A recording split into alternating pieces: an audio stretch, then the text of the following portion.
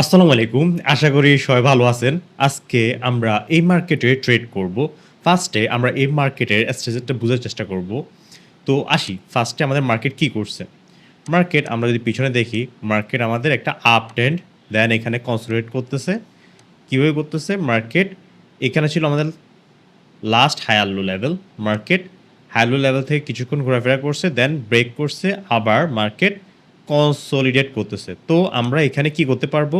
যেহেতু এখান থেকে মার্কেট ডাউনওয়ার্ড আসছে একবার দুইবার, আর এখান থেকেও একবার আসছে, তো আমরা এখান থেকে একটা ডাউনের দিকে ট্রেডটা প্লেস করব।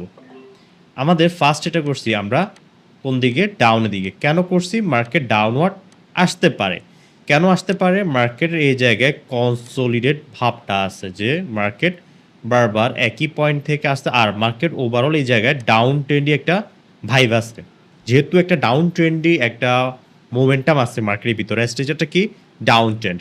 এবং আমাদের মেজর রিজেকশন এরিয়া যেখান থেকে মার্কেট ডাউনওয়ার্ড আসতে পারে এটা। এছাড়াও আমাদের এই জায়গায় দেখেন একটা রাউন্ড নাম্বার আছে, কি আছে? 50 নাম্বার। 50 আমাদের 50 যে রাউন্ড নাম্বারটা আছে, 50 রাউন্ড নাম্বারটা আমাদের স্ট্রং একটা রেজিস্ট্যান্স এরিয়া বুঝতেছে, এবং এর আগেও এই অংশে দেখতেছি আমাদের সেলিং প্রেসার ছিল এই প্রাইজে। তো ওভারঅল এই প্রাইসে আমাদের একটা সেলিং প্রেসার আছে। আমাদের পরেরটা করে আমরা ডাউনওয়ার্ড। কেন এখানে ডাউনওয়ার্ড করছি? কারণ এই অংশে যেহেতু সেলিং প্রেসার আছে, প্রিভিয়াসলি আমরা দেখছি যে এই অংশে কি আছে? সেলিং প্রেসার আছে। যদি সেলিং প্রেসার থেকে থাকে, তো আমরা এই জায়গায় কি কি জিনিস দেখে আরও কি কনভার্সন নিতে পারি? সেলিং প্রেসার এক। দ্বিতীয়, আমাদের ক্যান্ডেলটা নিজের উইকের ভিতরে ক্লোজ, দেখেন বডি কোন জায়গায় ক্লোজ করছে? আগের ক্যান্ডেল উইকের ভিতরে ক্লোজ করছে। যদি ক্যান্ডেল আমাদের আগের ক্যান্ডেল উইকের ভিতরে ক্লোজ হয়, তো যদি ক্লোজ হয়ে যায়, তো সেক্ষেত্রে আমরা কি বলতে পারবো? যে আমাদের নিজের যে লেভেল আছে সেটাই ব্রেক করতে পারে। লেভেলটা কি? সেটা হচ্ছে যে আমাদের ক্যান্ডেলের উইকটা আগে যেখান থেকে সেলের অ্যাক্টিভেট হয়েছিল, ওই অ্যাক্টিভেশন এরিয়াটা ক্যান্ডেল ব্রেক করতে পারে নাই। নিজের উইকের ভিতরেই সে রয়ে গেছে প্রেশারে। কার প্রেশার? Selling pressure. এই কারণে আমরা এই জায়গায় এই ক্যান্ডেলটাকে ডাউনওয়ার্ড এটা প্লেস করছি কিসের ভিত্তিতে? আমাদের বাইং সাইডটা ডেড দেখে। তো ক্যান্ডেলটা অনেক বড় হয়ে গেছে, আমরা এই ক্যান্ডেলটা আপের দিকে দিব। কেন এখানে আপে দিয়ে করলাম? কারণ আমাদের এই ক্যান্ডেল মিলে, দুইটা ক্যান্ডেল মিলে কি হয়েছে? আমাদের এটা হয়েছে আউটসাইড বার। আমাদের আউটসাইড বারের জোন হচ্ছে সম্পূর্ণটা এটা। যদি সম্পূর্ণ জোন যদি এটা হয় আমাদের, তো সেই হিসাবে আমরা এটাতে কি ধরতে পারবো?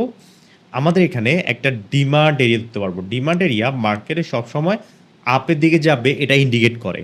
তো সেই হিসাবে ডিমান্ড এরিয়ার উপর বেস করেই আমরা এই জায়গায় আপের দিকে এটা প্লেস করছি।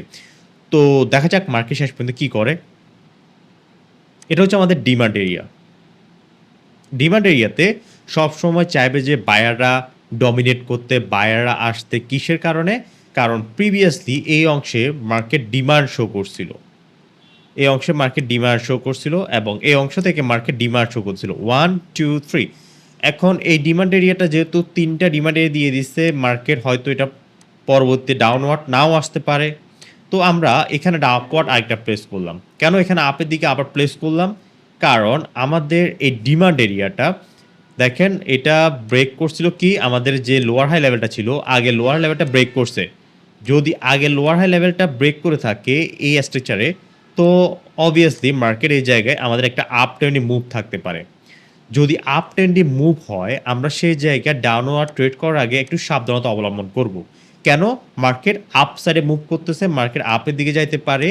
এইটার উপর ভিত্তি করে আমরা ট্রেডগুলো প্লেস করতেছি। আর দেখেন মার্কেট একটা কনসোলিডেট ছিল, থাকার পরে মার্কেট এই লেভেলটাকে ব্রেক করছে। কিসের ছিল? Lower high level. Lower high level যখন ব্রেক করছে, মার্কেট মুভ করতেছে আপের দিকে। তো ওভারঅল আমাদের এটা আপের দিকে যাওয়ার ক্যান্ডেলই, আমরা আপের দিকে এটা প্লেস করছি। আমাদের নেক্সট ক্যান্ডেল কি হবে? নেক্সট ক্যান্ডেলের উপরে আমাদের কি কি বাধা আছে? আমাদের এখানে রাউন্ড নাম্বার আছে 900। এটার উপরে যদি ক্লোজ করে আমরা আপে দিয়ে চিন্তা করতে পারবো। ওকে, আমাদের এখন একটা সেফটি মার্জিন দরকার। মার্কেট যদি নিচে আসে, আমরা সেফটি মার্জিন নিব।